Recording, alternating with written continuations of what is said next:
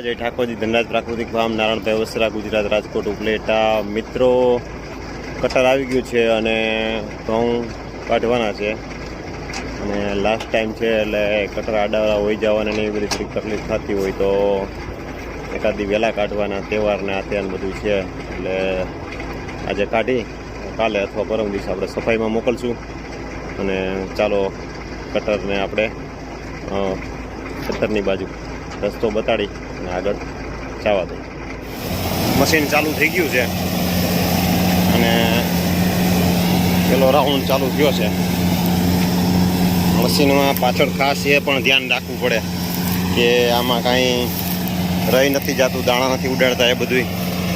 તો ત્યારે ચાલુ થઈ ગયું છે અને આમ તો કંઈ વાંધો તો છે નહીં, મશીન નવું છે અને મશીન છે એ સારું,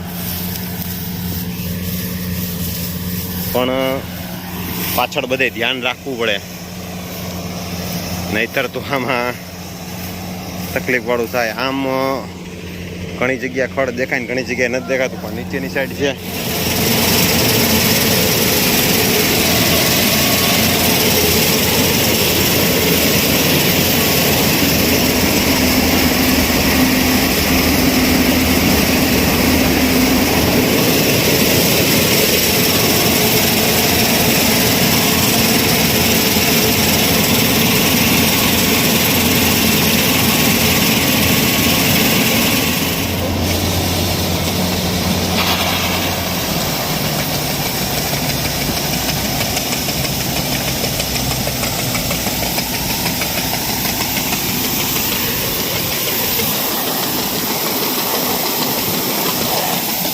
એકદમ સરસ મજાના લાઇટવાળા ઘઉં છે, વાંધો નથી અને ઉત્પાદનમાં પણ વાંધો નહીં આવે, માપે રહી જાય. એવું હતું કે ઉત્પાદન ઘટશે પણ થોડુંક જ ઘટાડો આવ્યો છે, એટલો બધો ઘટાડો નથી આવ્યો એવું લાગે છે.